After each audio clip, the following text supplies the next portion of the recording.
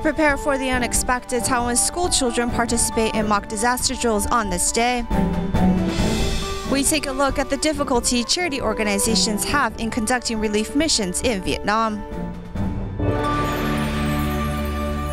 Welcome to DaAi Headlines. I'm Marilee Shoda. Thank you for joining us.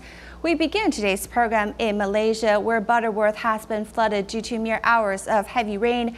After the waters receded, Tzu Chi volunteers visited care recipients to better understand their relief needs. The volunteers also helped clean up 2 schools and a clinic. Tzu Chi volunteers are cleaning the public clinic thoroughly since it has been impacted by the flood caused by heavy rain in Macmedin of Butterworth. When I came, Tzu Chi volunteers were already helping out. I'm grateful that Tzu Chi is the first NGO that came to help clean up our clinic. In the past, I did not have much thoughts about floods. However, this time I do, because the volunteers have come to help us. This is great because we are all residents of Malaysia. Whether we are Chinese, Indians, or Malays, we all support each other. Macmedin Elementary and High School, which is in a low-lying area, has also been impacted. This time, the 13 teachers are not enough to clean up the debris after the flood. Fortunately, more than 40 Tzu Chi volunteers have come to help clean up, easing the worries of the principal. I want to thank the Tzu Chi volunteers for helping us, regardless of ethnicities, lessening our burdens. Meanwhile, the volunteers also care for the care recipients.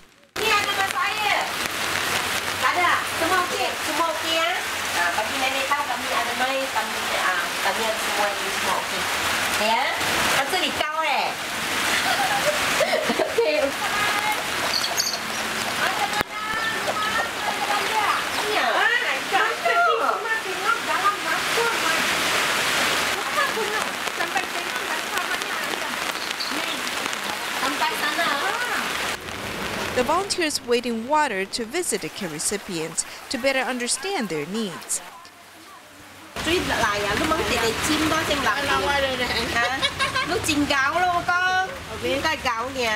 One low-lying community has been severely flooded. Therefore, the volunteers also deliver bread and instant rice to ease the worries of the affected residents. One of them feels so touched that she makes a donation. My house was flooded, but so are other people's homes. I'm happy to receive hot food from you because I did not cook. The volunteers also help 88-year-old solitary grandmother clean up the floodwater in her house.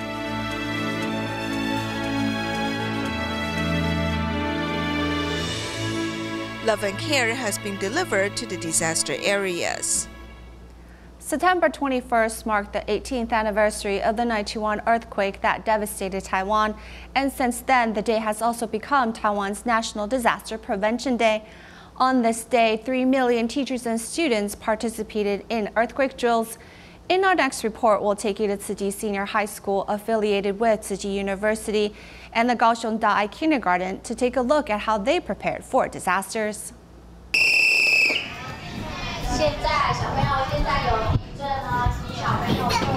In case of an earthquake, the children at DaAi Kindergarten respond quickly. While some run to the corners of the wall covering their heads, others hide underneath their desks.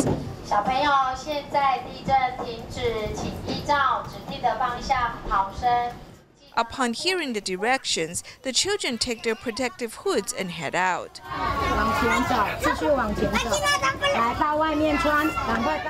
Wearing protective hoods and lining up, the children still protect their heads with their hands.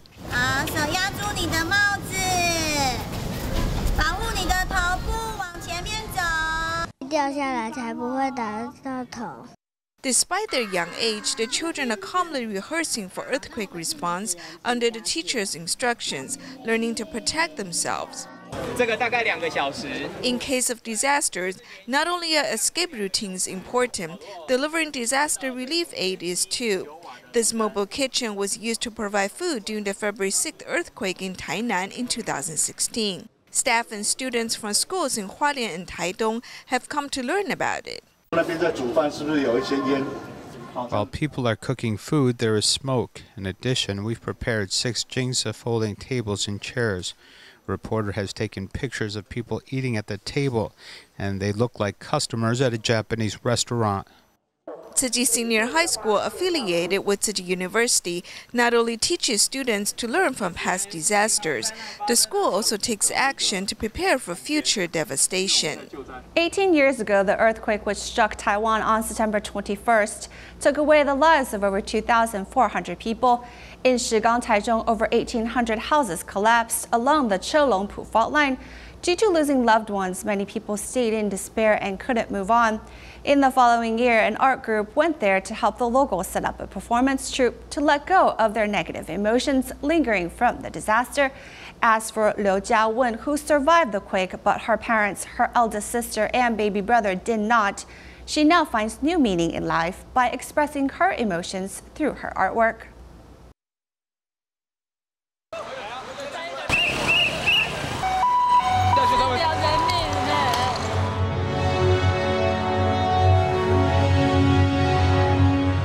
Jimbali's building in Taichung collapsed and destroyed Liu Jiawen's home. She lost 4 family members and also her right leg.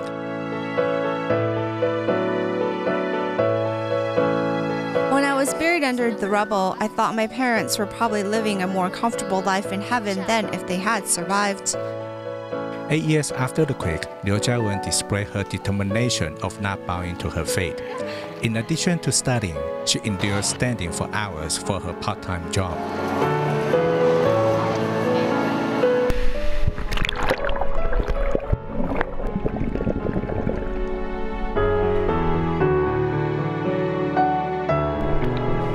When I am feeling lonely, I'll think back on how I survived all this to come this far. What I hear the most now is what I've learned during my life's journey.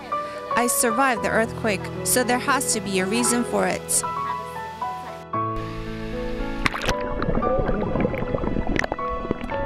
你现在觉得末端荷重感觉怎么样？还 OK， 很贴身。 Whenever her body goes through changes, she needs a new prosthesis. In a way, Liu Jiawen has to readjust her life all the time. She has found her self-value through all these challenges. What is more valuable is that she has found the sustenance for her mind through her drawings and uses it to help people. I want to use my own ability to do this, probably because of the help I got from everyone after the 91 earthquake. These people gave me a lot of love.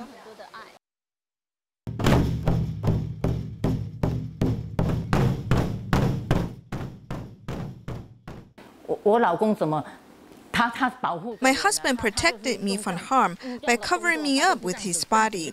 The 91 quake took away my home. Back then I felt there was no tomorrow.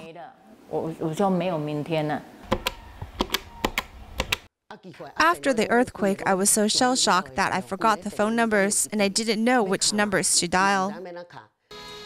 Some 10 years ago, these mothers went on stage for the first time to express their suppressed emotion as a form of art therapy.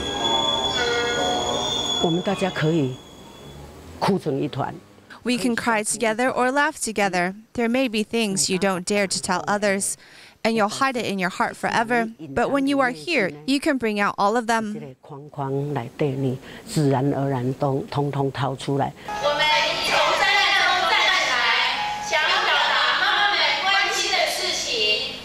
These Shigang mothers remark with a smile that after all these years, they have become Shigang grandmothers, and the performance troupe has become something that must exist. I used to be timid, but the experience after the quake made me grow. We pass on positive energy and positive messages to people who are suffering in disasters.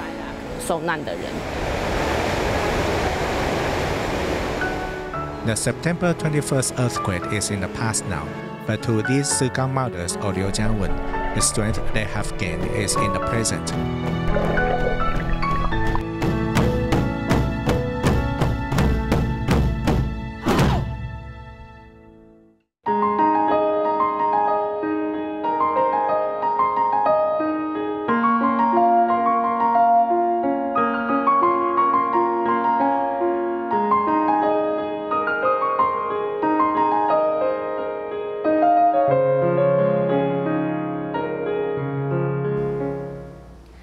have presbyopia and nearsightedness and opt to purchase a pair of bifocals for ease of use. Ophthalmologists remind users that bifocals are not suited for everyone. Let's learn who this type of glasses is most suitable for and how to wear it without causing more harm to your vision. 46-year-old Mr. Zhang, when looking at objects near him, has blurred vision. He has had this for about a year. He thought he was suffering from presbyopia, so he picked up a pair of bifocals for convenience, but it actually didn't help. My eyes couldn't adjust to the glasses when using them. After a while, my eyes grew tired, and I even bought eye drops to alleviate the symptoms, as I thought my eyes were deteriorating. With easily tired eyes and excessive tears, Mr. Zhang purchased a full pair of far-sighted glasses to help him see. Eye doctors explain bifocals can easily warp the image we see due to the curvature of the lens, especially the two blue areas on the left and right side of the picture. The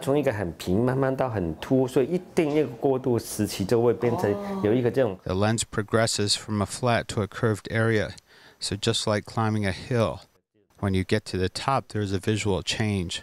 When they first start wearing these bifocals, many people will feel that their visual perception has changed. It's much like sitting in a roller coaster or riding on a boat. They will get motion sickness.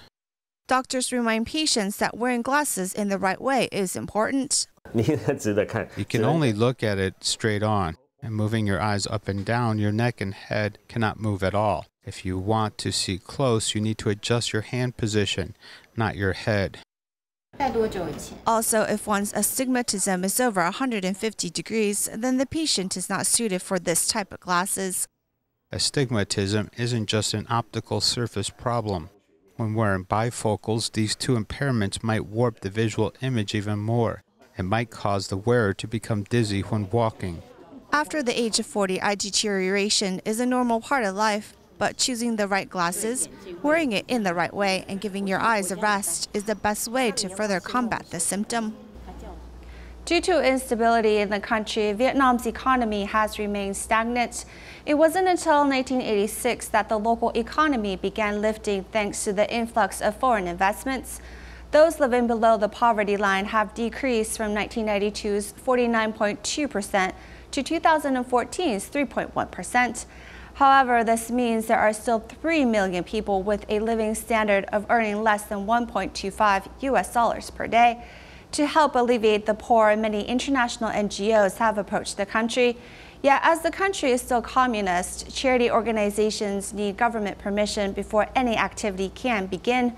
Next, we follow Taiwan's Fund for Children and Family and see how this charity organization is helping the orphan children in Vietnam and also the role Tzu Chi plays in carrying out its mission in the country.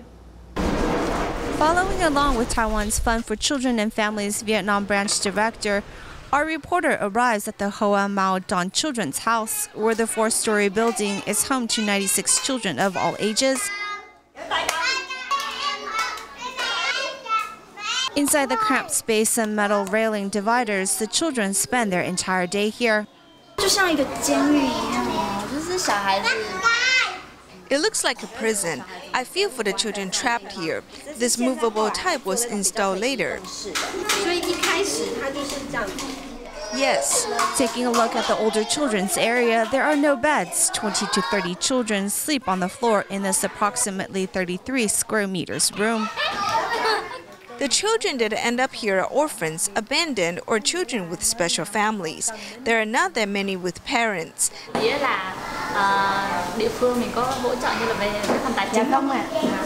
only give presents towards the end of the year. TFCF has sponsored 46 of the children in this home, but the approximately $352 expense each month is still quite a burden for this orphanage. Due to wars in the country, Vietnam has remained a relatively poor country. It wasn't until the 90s when foreign investments came into the country that economy began to rise. In more recent years, Vietnam was noted by the UN for their improvement in helping to alleviate the poor, but data suggests there are still 3 million people living below the poverty line, with the poor living in remote regions 4 times as greater as those in the city. According to Vietnam's official statistics from 2004 to 2012, there were 176,000 abandoned children, and only 30% of that receiving assistance. TFCF works with Huam Hoc Mon's Children's Home to tutor children in remote areas and provide educational funding to give these disadvantaged families a way out of poverty. Many of the NGOs in Vietnam have also generously joined in this effort to educate the future of their country. We feel through education and knowledge they can best change their future.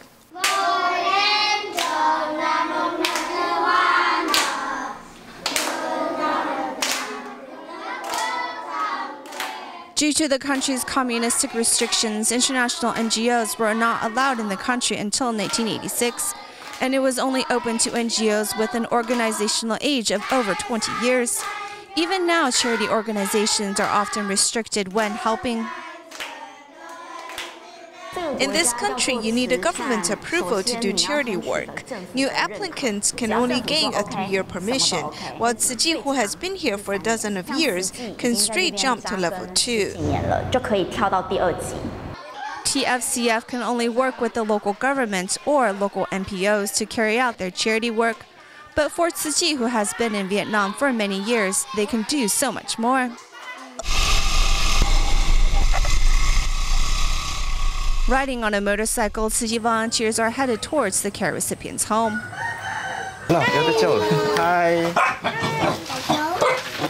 Greeting the volunteers at the door is one of the 7 children of the home, with the father recently passed away and their mother working in other locations. The children are brought up by their aging grandmother. The eldest child is 13, but she is quite small for her age.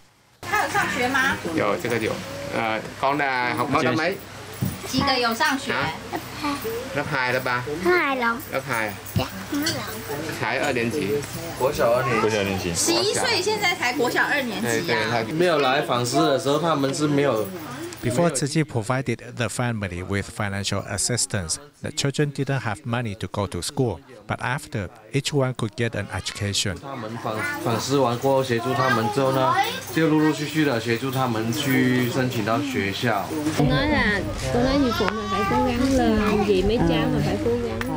Besides sending the family financial aid each month, seeing the cramped and isolated condition of the home, the volunteers are looking for a new home for them. I am very grateful to Tzu Ji. In the past, they have always took care of us. I don't know how to express my gratitude towards them, nor pay them back. The volunteers say the spirit of the home visit is to understand the needs of the care recipients, and it is often through these visits that others who need a helping hand are discovered. 去他家里看到他推他去来的时候，我们就看到他的脚不正常。那你问他现在他有没有感觉到痛？对，就是感觉走多一点就痛。Ho Thi Na suffer from elephantiasis. Last year, Tzu Ji volunteers made arrangements for her to go to Taiwan's Hualien Tzu Ji Hospital to treat her condition.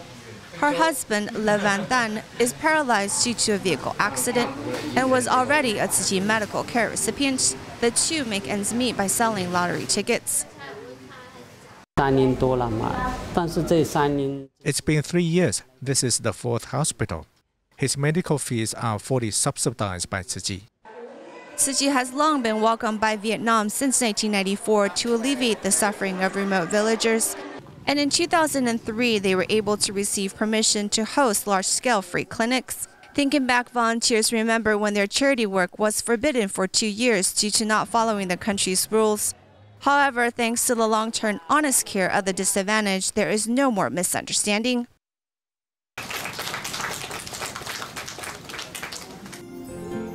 In Vietnam, Taiwan's NGO walks a difficult path, but with determination and strength, Tzu Ji has been deeply rooted in the country for some 20 years.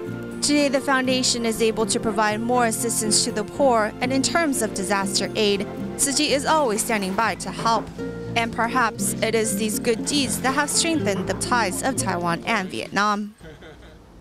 As we mentioned earlier in our report, when Tzu Ji volunteers first stepped foot in Vietnam, they faced suspicions from government officials and were banned from holding events in the country. Next, we take a look at what really happened, which led to the restrictions from the government and how they overcame the misunderstanding to propagate Tzu Chi's mission in the country so well. 以为是我们是美国人来派来的特务了，要颠覆他了。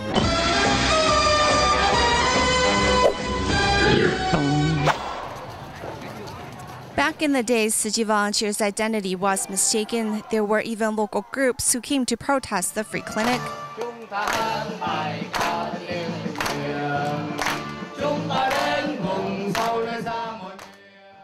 最大的挫折感就是说，我们在唱手语的时候。 The biggest setback was when we were performing Tzu Chi sign language songs. When we set up our Tzu Chi flag, they'd insist on flying their country flag. When we sing Tzu Chi songs, they remove the cassette and sing their song honoring Ho Chi Minh. In this communist country, Tzu Chi volunteers faced difficulties in carrying out their poverty alleviating mission and were treated as troublemakers. He said my visa expires today. I replied, I have half a year of permission. He restated it was until today. When I asked why, he replied, you know why. They saw me as a serious criminal.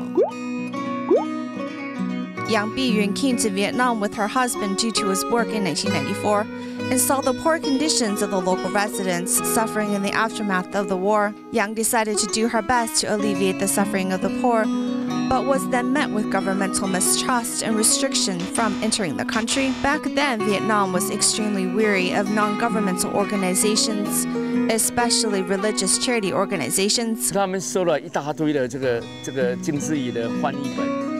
They had collected a bunch of Tzu Chi's Jingsa aphorism booklets and threw it down in front of us and took us to our consulate general. The person in charge, I remember, was named Zhou Yuan, who was a good friend of Tzu Chi, so he couldn't bear to scold us. So he asked the director of the political department to do it. He said we had much nerve spreading religion illegally here. If we were caught, we'd be sent to jail. It's not that easy to do Tzu Chi's work in this country due to its governmental system.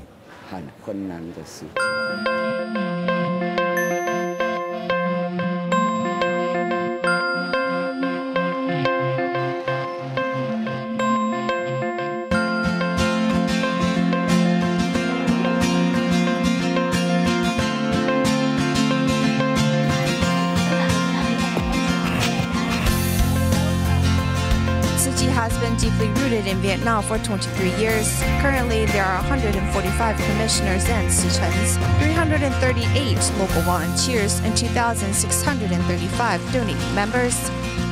From nothing to something, Tzu Chi volunteers walk this difficult path with determination and strength.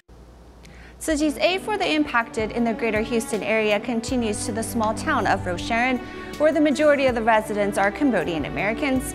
Tzu Chi's distribution was held at the local Buddhist temple in hopes to bring further strength to the residents during this uncertain rebuilding period. We'll leave you with these images at the end of the program. Thank you for joining us today. We'll see you next time.